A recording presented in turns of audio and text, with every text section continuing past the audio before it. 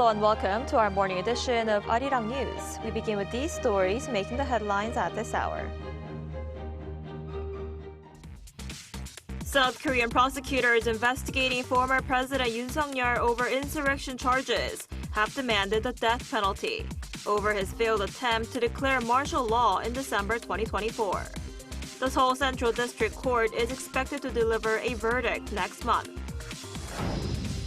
President Lee Jae-myung sat down for talks with his Japanese counterpart, Lee-Takaichi, and discussed a range of bilateral issues. He said there was small but meaningful progress on sensitive historical issues and highlighted the importance of trilateral cooperation between South Korea, China, and Japan. As massive protests continue in Iran, the death toll is rising, with at least 2,000 people reportedly killed. U.S. President Donald Trump said help is on its way and urged protesters to take control of state institutions, signaling Washington's open backing of the uprising. We begin this morning with the latest on former President Yoon's criminal trial. After months of special investigation and more than a year since the martial law declaration, prosecutors are asking that Yoon be handed down the death penalty. The ruling is set for the 19th of February. Our Kim Do-yeon starts us off. The special counsel team for former President Yoon's insurrection charges has demanded the death penalty. In its final sentencing request on late Tuesday night, the special counsel sought the maximum statutory penalty for the charge of being the ringleader of an insurrection.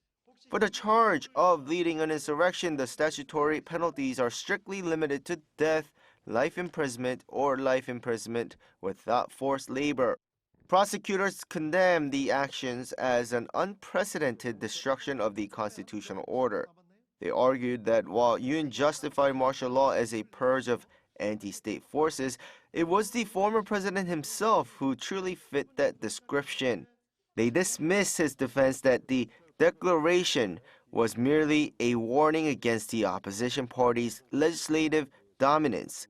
Instead, the prosecution concluded that the objective was to incapacitate the judicial and legislative branches to monopolize power and secure a long-term dictatorship. Emphasizing the severity of the crime, the special counsel stated that members of the public are the true victims of the event. Inside the courtroom, the atmosphere was charged. Former President Yoon was seen actively consulting with his legal team and reportedly scoffed when the prosecution demanded the death penalty. In the gallery, supporters shouted protests, with some hurling insults at the prosecution team. During his final testimony, which lasted an hour and a half, Yoon fiercely criticized the indictment, labeling it a novel and a delusion lacking common sense. Yoon reiterated that the martial law was a warning bell intended to save the constitutional order from the opposition's tyranny, denying any intent to establish a permanent dictatorship. Heavy sentences were also requested for key officials implicated in the execution of the martial law decree. The special counsel demanded life imprisonment for former Defense Minister Kim Yong-hyun, identifying him as a co-conspirator who virtually controlled the operation alongside Yoon.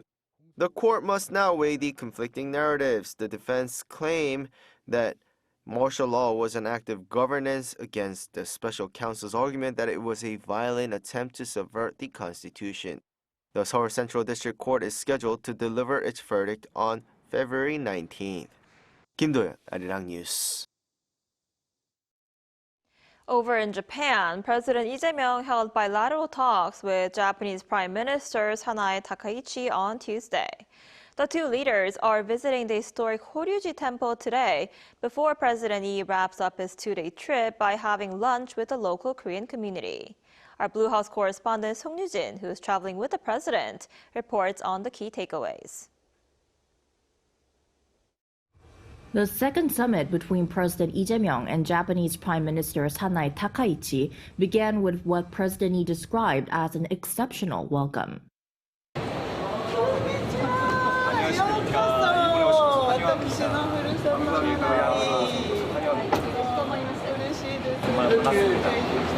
벽을 깨가지고 환영해 주시면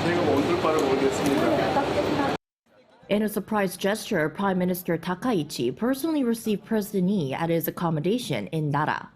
Lee is the first foreign leader to be invited to the prefecture since Takaichi took office last October.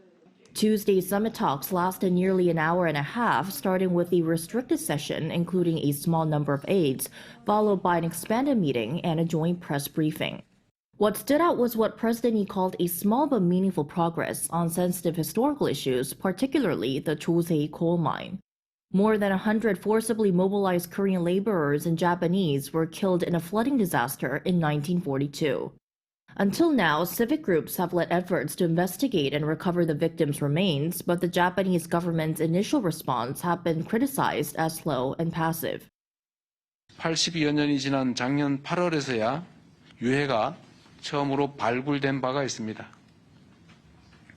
양국은 동유해의 신원 확인을 위한 DNA 감정을 추진하기로 하고 구체 사항에 대해서는 당국 간 실무적 협의를 진행하기로. And at a time of heightened tensions between China and Japan following Prime Minister Takaichi's remarks on Taiwan, President Lee emphasized the need for South Korea, China, and Japan to find as much common ground as possible and to continue communication and cooperation. The two leaders also underscored the importance of working together to maintain regional stability. As the strategic environment surrounding the two countries becomes increasingly complex, the importance of Japan-South Korea cooperation and trilateral coordination with the U.S. continues to grow.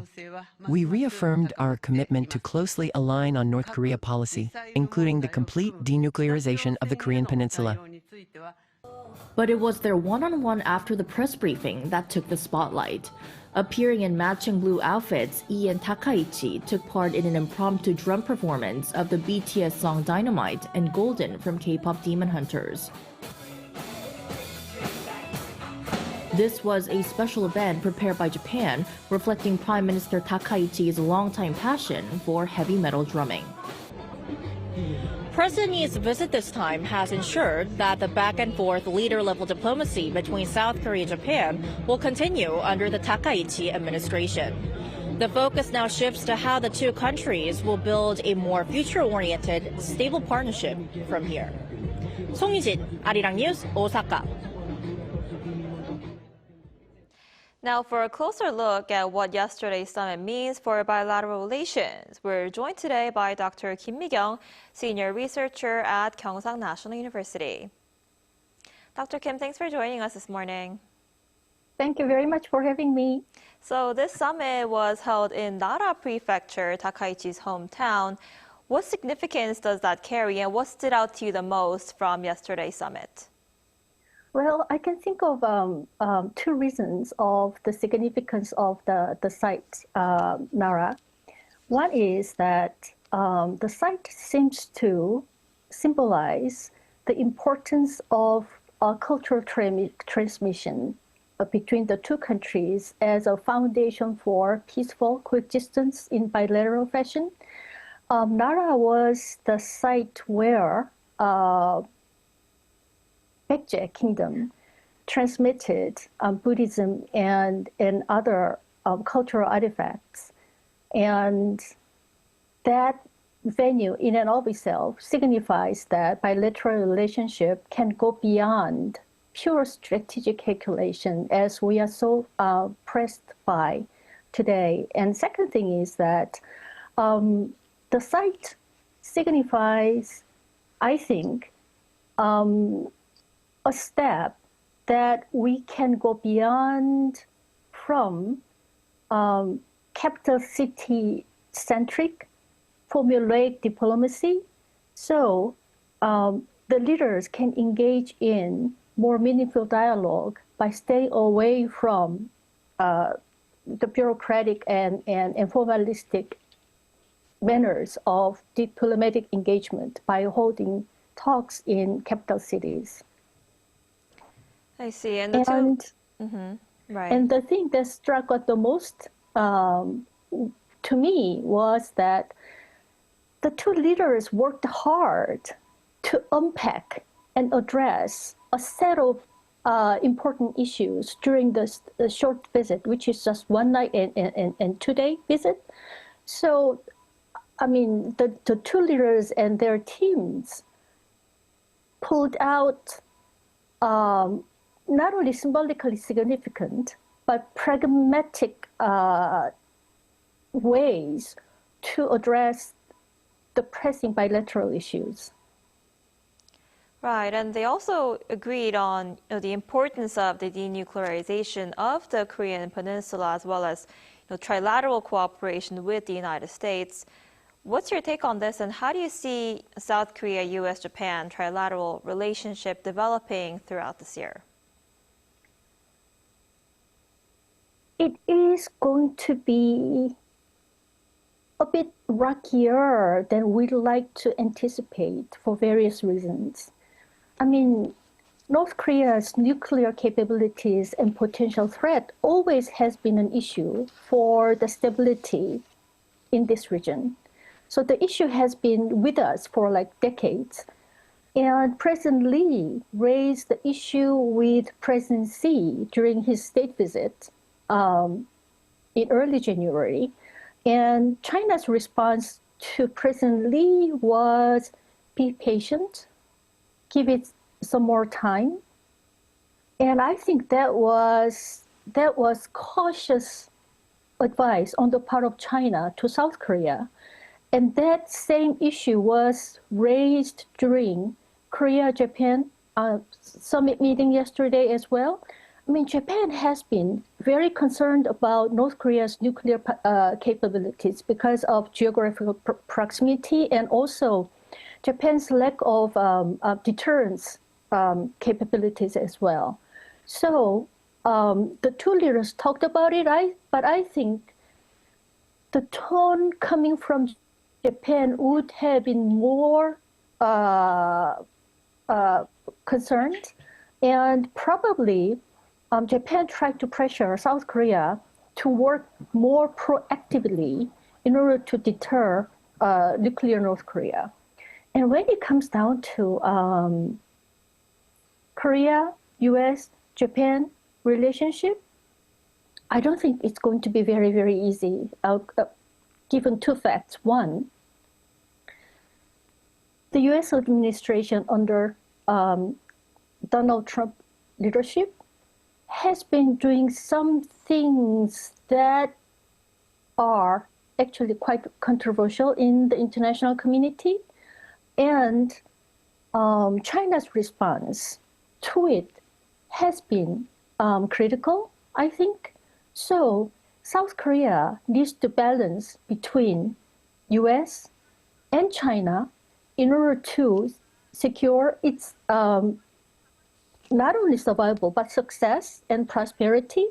And in that regard, Korea and Japan need to work together. And I think that was the shared consensus and shared sentiment between the two leaders yesterday. Right, and there was a lot of attention on whether they would address historical issues, and President Lee actually said there was small but significant progress in their discussions on historical issues. How did that play out, and how might the Lee administration's approach differ from that of the former Yoon administration?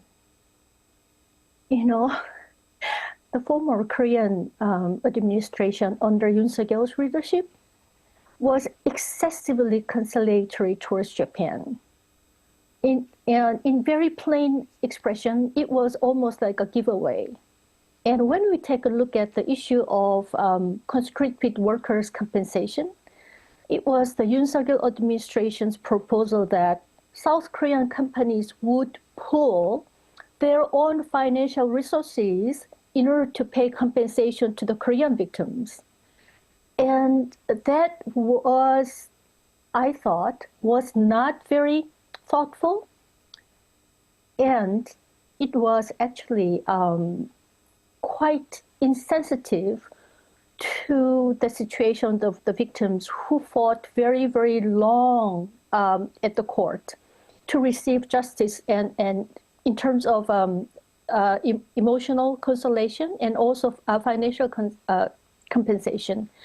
compared to the previous administration, what the current Lee Jae-myung administration is doing is actually very smart and tactical, because Jose coal mining incident involves logistics of excavating the remains of the workers who died during 1942 flooding, and DNA analysis and repatriation of their remains to the bereaved families.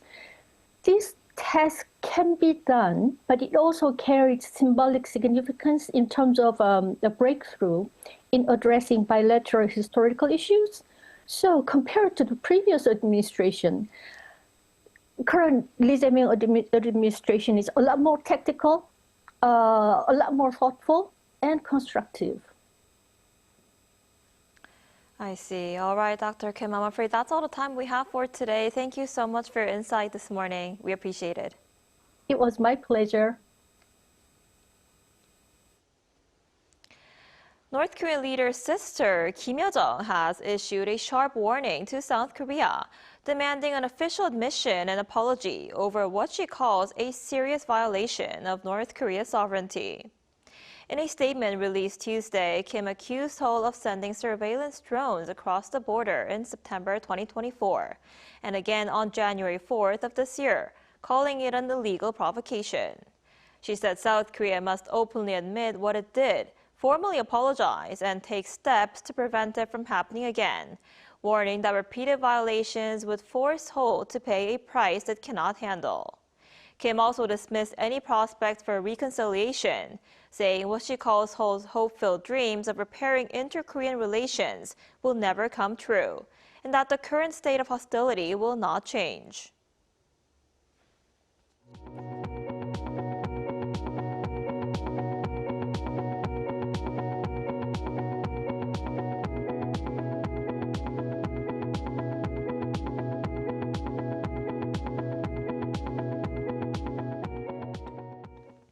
South Korea's job market in 2025 remained sluggish for a second straight year, with job growth in the 100,000 range. The Ministry of Data and Statistics said this morning that the total number of people employed reached 28.77 million last year, an increase of 193,000 compared to the year before. While this marks a slight rebound from the previous year's lows, it remains well below the peak growth seen in 2022. The manufacturing and construction sectors saw a decline, shedding 73,000 and 125,000 jobs respectively. The generational divide also deepened. While jobs for seniors surged, the core workforce contracted significantly. Employment for those in their 20s plunged by 170,000, and those in their 40s saw a drop of 50,000. The overall employment rate for those aged 15 and older inched up slightly to 62.9%. Meanwhile, the World Bank says the global economy is proving more resilient than expected, despite trade tensions and tariff policy uncertainties. In its latest report released on Tuesday U.S. local time, the bank said global output growth will slow slightly to 2.6% this year, from 2.7% in 2025, before edging back to 2.7% in 2027. The bank said growth in 2025 was supported by a surge in trade ahead of policy changes and swift readjustments in global supply chains, but said the boost is expected to fade in 2026 as trade and domestic demand soften. But it assessed that easing global financial conditions and fiscal expansion in several large economies should help cushion the slowdown. It noted the resilience reflects better than expected growth, especially in the United States, but warned that growth is too concentrated in advanced countries. The bank explained that if the current forecasts hold, the 2020s are on track to be the weakest decade for global growth since the 1960s. And protests are continuing in Iran, with thousands reported killed as security forces opened fire on demonstrators. As the violence intensifies, the United States is openly backing the protests and urging its citizens to get out. Our Lee Seung-jae has more. With massive anti-government protests taking place in Iran, protesters have been met with deadly force. The U.S.-based human rights activist news agency says it has verified that at least 1,850 protesters were killed over the past 17 days, as well as 135 people linked to the government, 9 bystanders, and 9 children. The news agency added that it was also reviewing reports of another 779 deaths. As unrest spreads, the United States has taken a sharply supportive stance towards the protesters. President Donald Trump on Tuesday urged Iranians to keep demonstrating, saying help is on the way. He also announced that all planned meetings with Iranian officials have been canceled.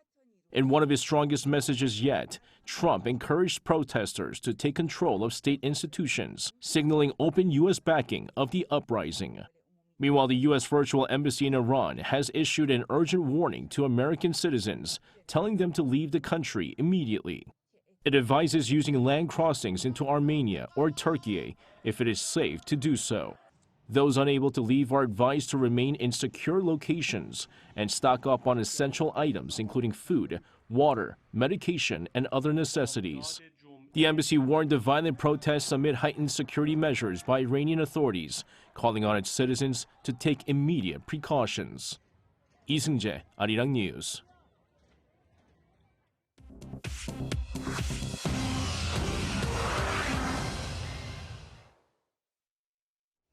Good morning, I'm Chu Ji-hyun, and this is The World Now.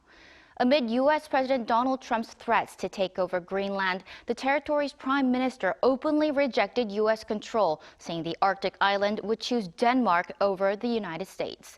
Speaking in Copenhagen, Greenland Prime Minister Jens Frederik Nielsen said on Tuesday that Greenland faces a geopolitical crisis and would stand with Denmark under NATO rather than become a U.S. territory. Nielsen made the remarks alongside Danish Prime Minister Mette Frederiksen one day before Greenlandic and Danish ministers meet U.S. Vice President J.D. Vance and Secretary of State Marco Rubio in Washington. Trump first proposed taking Greenland in 2019 and has again argued, that the island is vital to U.S. national security, citing fears of Russian or Chinese influence. Danish officials say Greenland is not for sale, but remain open to expanded military cooperation within NATO. Global central bank leaders on Tuesday publicly defended Federal Reserve Chair Jerome Powell after the Trump administration threatened him with a criminal indictment. 11 central bank chiefs, including the head of the European Central Bank, Bank of England, and Bank of Canada signed a joint statement backing Powell and warning that political pressure on central banks risk financial instability. JP Morgan Chase CEO Jamie Dimon also voiced support for Powell, reiterating the importance of an independent U.S. central bank. This follows Powell's disclosure that the Justice Department subpoenaed the Fed over his congressional testimony on a $2.5 billion headquarters renovation. President Trump on Tuesday again demanded major interest rate cuts, accused Powell of misconduct, and said that he would name a successor within weeks. Market expectations remained unchanged, with traders betting inflation will delay rate cuts until at least June. The U.S. Supreme Court on Tuesday signaled it will likely uphold state bans barring transgender girls and women from competing in female school sports. The court's conservative majority indicated the bans do not violate the Constitution or Title IX, the federal law banning sex discrimination in education. The case went to the top court after lower courts had previously sided with transgender athletes in Idaho and West Virginia. A final ruling is expected by early summer. Former President Bill Clinton and his wife, former Secretary of State Hillary Clinton, on Tuesday refused to testify before a committee investigating Jeffrey Epstein. In a letter to House Oversight Committee Chair James Comer, the Clintons called the Republican-led probe partisan and said the subpoenas were invalid. Comer said the committee will move to hold both Clintons in contempt, a step that could lead to criminal charges. Republicans say they want answers about Epstein's contacts with Bill Clinton during his presidency. The Clintons deny wrongdoing and say no evidence links them to Epstein's crimes.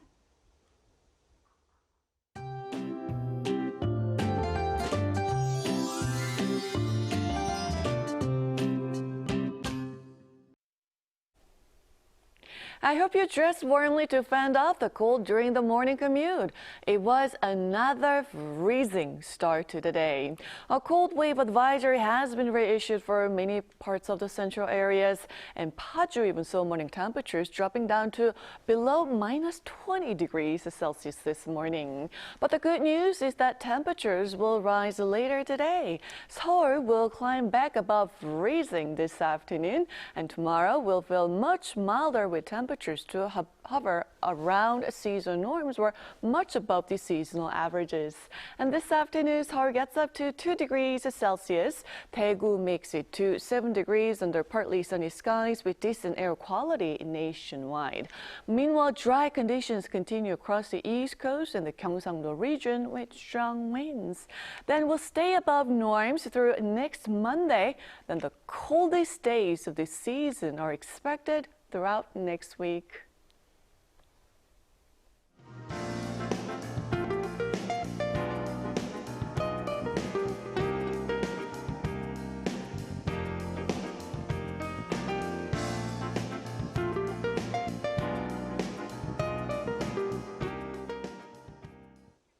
Now that's all we have for this morning. Arirang News will be back at noon Korea time. Thanks for watching.